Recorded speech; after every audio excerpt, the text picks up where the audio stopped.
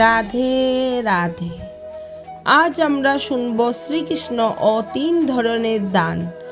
একদিন এক শান্ত বিকেলে অর্জুন শ্রীকৃষ্ণকে জিজ্ঞেস করলেন, প্রভু, এই সংসারে সবাই বলে তারা ভালো কাজ করছে, সবাই বলছে তারা ধর্ম পালন করছে, কিন্তু আপনি কার উপর বেশি সন্তুষ্ট হন?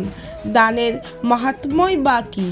শ্রীকৃষ্ণ মুচকি হেসে বললেন, অর্জুন, মুখে বলা সহজ, কিন্তু কাজের পেছনের উদ্দেশ্য বোঝা কঠিন।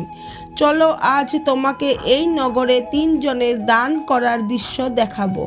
তুমি নিজেই বিচার করো।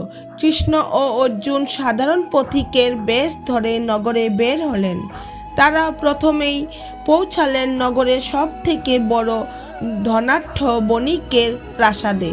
সেখানে এলাহি আয়োজন, শত শত মানুষকে খাওয়ানো হচ্ছে, দামি পোশাক বিলি করা হচ্ছে, কিন্তু সেখানে শান্তি নেই, আছে কেবল শোরগোল। বণিকটি একটি উচ্চ বেদিতে বসেছিলেন এবং যখনই কাউকে কিছু দিচ্ছিলেন, ঢাক ঢোল পিটিয়ে ঘোষণা করা হচ্ছিল। তিনি বারবার বলছিলেন, দেখো আমি কত বড় দাতা, আমার মতো দান এই রাজ্যে আর কেউ করেনি।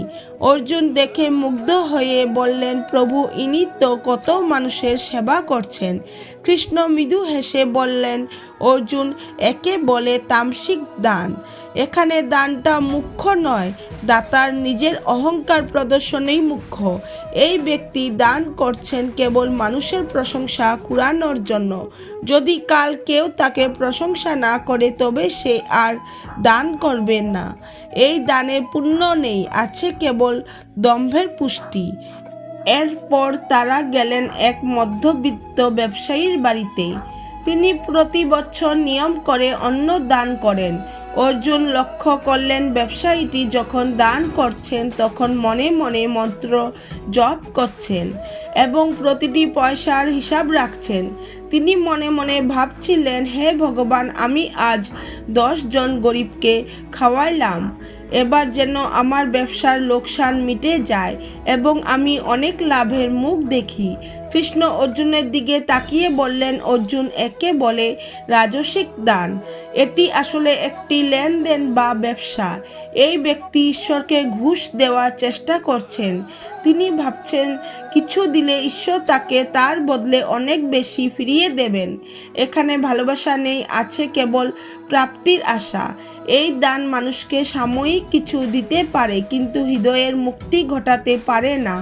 সূর্য যখন ডুব অবস্থায়, তখন কৃষ্ণ অর্জুনকে নিয়ে গেলেন নগরের শেষ প্রান্তে এক জীর্ণ কুটিরের সামনে। সেখানে এক বৃদ্ধা বাস করতেন, যার নিজেরই ঠিকমতো অন্ন জুটত না। অর্জুন দেখলেন বৃদ্ধটি তার সামান্য খাবারের থালা থেকে 2টি রুটি ছিঁড়ে নিয়ে এক অন্ধ ও অসুস্থ ভিখারির হাতে দিয়ে দিলেন।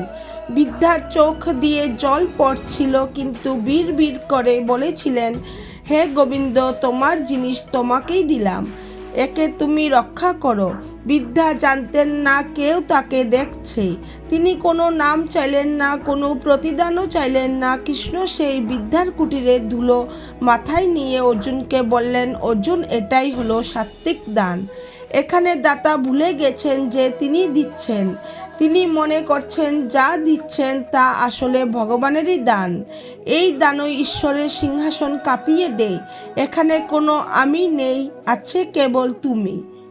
এই কাহিনীতে শ্রীকৃষ্ণ অর্জুনকে বোঝালেন যে দানের আসল মূল্য বস্তুতে নয়, বরং দাতার মনের বিশুদ্ধতায়। তিনি ভিন্ন দানের দৃশ্য আমাদের জীবনের 3টি মানসিক অবস্থাকেই তুলে ধরেন।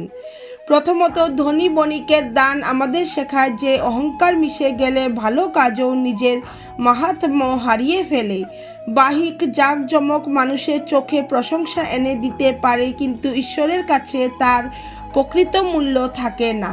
তাই জীবনে কখনো ভালো কাজ করে নিজের বড়ত্ব দেখানোর চেষ্টা করা উচিত নয়। দ্বিতীয়ত, ব্যবসায়ীর দান আমাদের বুঝিয়ে দেয় যে স্বার্থের আশায় করা দান আসলে এক ধরনের লেনদেন। যখন আমরা ভালো কাজের বিনিময়ে লাভ বা প্রতিদান আশা করি, তখন সেই কাজ হৃদয়ের পবিত্রতা হারায়। নিঃস্বার্থ ভালোবাসা ছাড়া কোনো দান আত্মিক শান্তি দিতে পারে না। তৃতীয়ত, দরিদ্র বৃদ্ধার নিঃশব্দ দান আমাদের সবচেয়ে বড় শিক্ষা দেয়।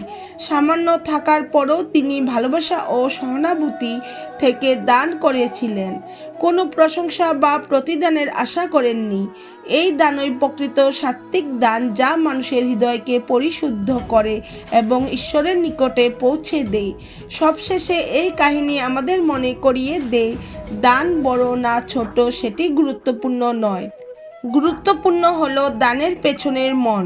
যদি আমাদের হৃদয়ে বিনয়, ভালোবাসা ও নিঃস্বার্থতা থাকে, তবে ছোট একটি দান অসীম পুণ্যের কারণ হতে পারে। পৃথিবী আসলে একটি আয়নার মতো। আমরা যেমন মন নিয়ে অন্যকে দেই, তেমন অনুভূতিও একদিন আমাদের কাছে ফিরে আসে। রাধে রাধে। প্রিয় ভক্তগণ, আপনাদের যদি এই কাহিনী ভালো লেগে থাকে তাহলে অবশ্যই লাইক করুন এবং কমেন্টে লিখুন রাধে রাধে।